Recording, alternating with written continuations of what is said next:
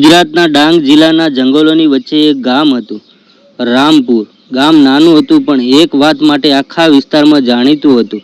ગામથી લગભગ 1 કિલોમીટર દૂર એક વિશાળ હવેલી ઊભી હતી. દિવસે પણ કોઈ તેની નજીક જતું ન હતું, કારણ કે ગામના લોકો માનતા હતા કે એ હવેલીમાં આજે પણ કોઈ રહે છે જે જીવતું નથી. વર્ષ 1925માં આ હવેલી એક ધનવાન જમીનદાર વિજયસિંહ ઝાલાએ બનાવી હતી. હવેલીમાં 40 રૂમ, લાંબા કોરિડોર અને જમીન નીચે ગુપ્ત ભોંયરા હતા. વિજયસિંહ પાસે પૈસાની કોઈ કમી નહોતી, પણ તેને એક જ દીકરી હતી, માધવી. માધવી ખૂબ સુંદર હતી, પરંતુ ગામમાં એવી વાતો ચાલતી હતી કે માધવીને રાત્રે કોઈ અજાણ્યા માણસ સાથે વાત કરતા લોકો જોઈ લેતા, જ્યારે તેની આસપાસ કોઈ હોતું જ નહોતું. એક દિવસ અચાનક માધવી ગાયબ થઈ ગઈ. આખા ગામે શોધ કરી, જંગલ, નદી, ખેતરો, પણ માધવીનો કોઈ પતો ન મળ્યો. અને ત્યારથી હવેલીમાં અજીબ ઘટનાઓ શરૂ થઈ ગઈ. દર પૂર્ણિમાની રાત્રે 3જા માળની બારીમાં સફેદ કપડાં પહેરેલી એક છોકરી દેખાતી. ક્યારેક રડવાનો અવાજ આવતો, ક્યારેક હાસ્ય, અને ક્યારેક કોઈ ધીમેથી નામ બોલતું, માધવી. વર્ષો વીતી ગયા. લોકોએ હવેલી છોડીને એ વિસ્તારથી દૂર રહેવાનું શરૂ કર્યું, પણ રહસ્ય ક્યારેય ઉકેલાયું નહીં. વર્ષ 2026. અમદાવાદનો YouTuber Aryan Patel horror video બનાવતો હતો. એક દિવસ તેને કાળી હવેલી વિશે ખબર પડી. તેણે તરત નિર્ણય લીધો, હું આ હવેલીમાં એક રાત વિતાવીશ. ગામમાં પહોંચતા જ એક વૃદ્ધે તેનો હાથ પકડી લીધો. બેટા, ત્યાં ન જતો. આર્યન હસ્યો. કાકા, હું ભૂત પ્રેતમાં માનતો નથી. વૃદ્ધની આંખોમાં ડર હતો.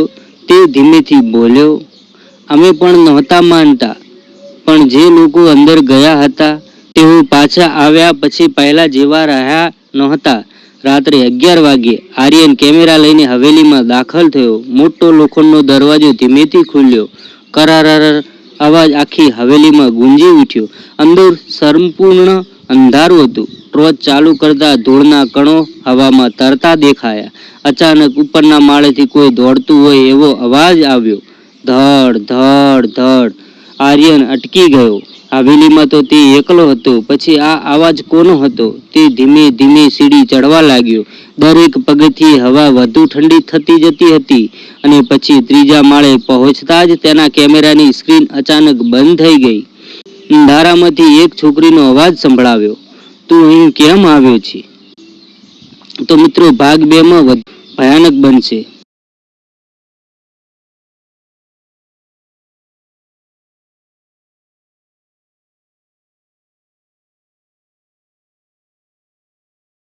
ભાગ 2.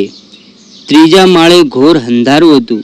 આર્યનનો શ્વાસ ઝડપી થઈ ગયો. તેના હાથમાં રહેલી ટોર્ચ અચાનક ઝબૂકવા લાગી, અને ફરીથી એ જ અવાજ સંભળાવ્યો, તું અહીં કેમ આવ્યો છે? આર્યન તરત પાછળ ફરીને જોયું, પણ ત્યાં કોઈ નહોતું. લાંબો કોરિડોર ખાલી પડ્યો હતો. હિંમત કરીને તે અવાજની દિશામાં આગળ વધ્યો. કોરિડોરના અંતે એક રૂમ હતો. બારણું અડધું ખુલ્લું હતું. તેના ઉપર ધૂળથી ભરેલું નામ લખેલું હતું, માધવી. આ નામ વાંચતા જ આર્યનના શરીરમાં કંપારી ફરી ગઈ. જેમ જ તેણે બારણું ખોલ્યું, ઠંડી હવાનો જોરદાર ઝોકો આવ્યો. રૂમમાં જૂનો પલંગ, એક તૂટેલો અરીસો અને દિવાલ પર એક ફોટો લટકતો હતો. ફોટામાં એક યુવતી હસતી દેખાતી હતી. આ જ માધવી હતી. આર્યન ફોટો પાસે ગયો. અચાનક ફોટામાંથી માધવીની આંખો હલતી દેખાઈ, જાણે તે સીધી આર્યનને જોઈ રહી હોય. આર્યન ગભરાવી ગયો. તે ફરીથી ફોટો તરફ જોયો. હવે બધું સામાન્ય હતું. ત્યારે જ રૂમનો દરવાજો જોરથી બંધ થઈ ગયો. ધડામ. આર્યન દોડી ગયો, પણ દરવાજો ખુલતો નહોતો, જાણે બહારથી કોઈએ બંધ કરી દીધો હોય. અને પછી રૂમના ખૂણામાંથી કોઈના રડવાનો અવાજ આવવા લાગ્યો, ધીમે ધીમે, અને પછી વધુ જોરથી. એક યુવતી રડી રહી હતી. આર્યને ટોર્ચનો પ્રકાશ ખૂણામાં કર્યો. ત્યાં કોઈ નહોતું, પણ જમીન પર ધૂળમાં કોઈના પગલાં દેખાતા હતા, અને એ પગલાં ધીમે ધીમે તેની તરફ આવી રહ્યા હતા. આર્યન પાછળ ખસવા લાગ્યો. પગલાં નજીક આવતા ગયા, પણ તેને કોઈ દેખાતું નહોતું, માત્ર પગલાં અને ભયાનક રડવાનો અવાજ. અચાનક અરીસામાં કંઈક દેખાયું. આર્યનને નજર કરી. અરીસામાં તેની પાછળ એક સફેદ કપડાવાળી છોકરી ઊભી હતી.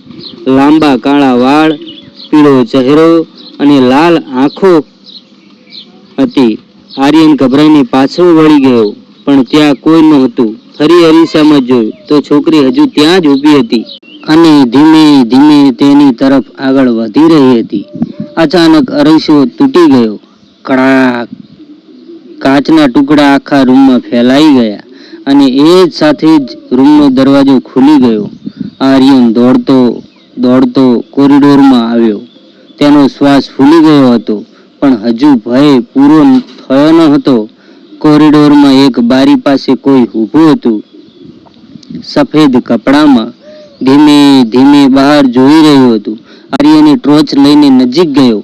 જેમ જ પ્રકાશ તેના પર પડ્યો, તે આકૃતિએ પોતાનું માથું ફેરવ્યું અને આર્યના હોશ ઉડી ગયા, કારણ કે તેનો ચહેરો જ નહોતો, માત્ર કાળો અંધકાર હતો. આર્યન ચીસ પાડી ઊભો રહ્યો અને એક ક્ષણે આખી હવેલીમાં એક ભયાનક હાસ્ય ગુંજી ઉઠ્યું. હા હા હા હા હા.